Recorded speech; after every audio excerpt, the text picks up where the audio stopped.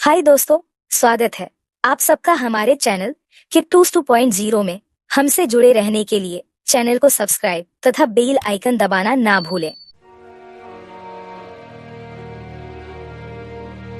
गांव के किनारे एक पुराना खंडहर जैसा हवेलीनुमा घर था जो बरसों से वीरान पड़ा था। लोग कहते थे कि वहां किसी जमाने में एक अमीर जमींदार रहा करता था जिसने अपने सारे खजाने को एक संदूक में बंद कर दिया था।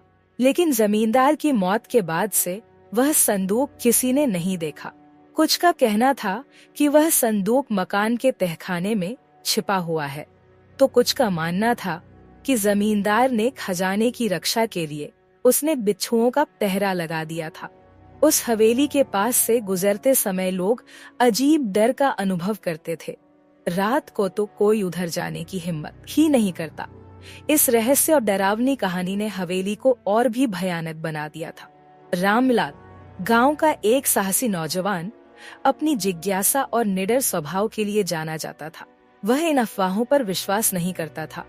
उसे यकीन था कि खजाने की कहानी सिर्फ डराने के लिए गढ़ी गई थी।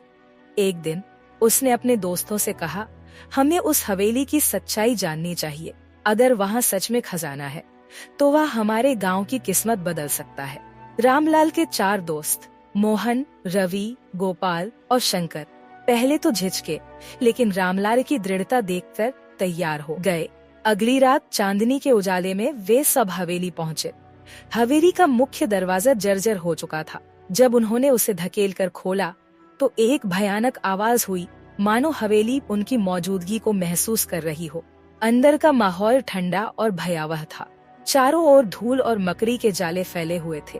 रामलाल ने टॉर्च निकाली और सभी ने इधर उधर देखना शुरू किया। हवेली में 4 बड़े कमरे थे, लेकिन उनमें कुछ खास नहीं मिला। तभी गोपाल की नजर एक कोने में बने पत्थर के दरवाजे पर पड़ी। दरवाजे पर कुछ अजीब आकृतियां बनी हुई थीं। यह तहखाने का रास्ता, रामलाल ने धीरे से कहा। उन्होंने मिलकर दरवाजा खोला। दरवाजे के पीछे पत्थर की सीढ़ियां नीचे की ओर जा रही थीं। तहखाने में पहुंचते ही उन्हें ठंडी और सड़ी हुई गंध महसूस हुई। नीचे अंधेरा था, लेकिन उनकी टॉर्च की रोशनी में वे देख पा रहे थे। तहखाने के बीचों बीच एक बड़ा लकड़ी का संदूक रखा था। उस पर लोहे की जंजीरें लिपटी हुई थीं और ताले जड़े हुए थे। रामलाल ने कहा, यही है वह खजाना। उनके दिल की धड़कनें तेज हो गईं। मोहन ने एक लोहे की छड़ी निकाली और ताले को तोड़ने की कोशिश की। थोड़ी मशक्कत के बाद ताला खुल गया। जब उन्होंने जंजीरें हटाकर संदूक का ढक्कन खोला तो उनकी आंखें चौंधिया गईं। अंदर सोने चांदी के सिक्के और कीमती आभूषण चमक रहे थे। लेकिन तभी संदूक के भीतर से अजीब आवाज आने लगी। एक पल के लिए सब ठहर गए। अचानक संदूक से एक बड़ा काला बिच्छू बाहर निकला। उसकी आंखें चमक रही थीं और वह बेहद डरावना लग रहा था। बिच्छू ने अपने डंक को खड़ा कर लिया, मानो किसी पर हमला करने वाला हो। रामलाल ने समझदारी दिखाते हुए सबको पीछे हटने का इशारा किया, लेकिन तभी संदूक के भीतर से और भी बिच्छू बाहर निकलने लगे। यह देखकर सबके होश उड़ गए।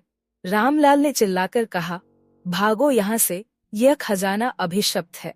लेकिन रवि ने कहा, हम इतनी मेहनत से आए हैं, यह खजाना छोड़कर नहीं जा सकते।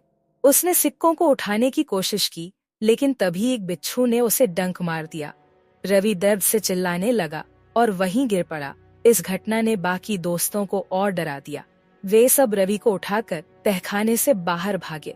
जब वे बाहर पहुंचे तो रवि की हालत खराब हो चुकी थी। किसी तरह वे उसे गांव के वैद्य के पास ले गए। वैद्य ने रवि का इलाज किया और कहा, तुम लोग क्यों उस अभिशप्त खजाने के पीछे गए? वह जमींदार अपने खजाने को बचाने के लिए बिच्छुओं का जाल छोड़ गया था। उस खजाने को छूने का मतलब अपनी मौत को बुलावा देना है। सबक, कुछ दिन के बाद रामलाल और उसके दोस्तों ने खजाने के लालच को हमेशा के लिए त्याग दिया। उन्होंने समझ लिया कि हर चमकने वाली चीज खजाना नहीं होती और किसी भी पुरानी चीज के पीछे छिपे रहस्यों का सम्मान करना चाहिए। हवेली की कहानी फिर से गांव में चर्चा का विषय बन गई, लेकिन अब कोई भी उस खजाने की तलाश में जाने की हिम्मत नहीं करता था।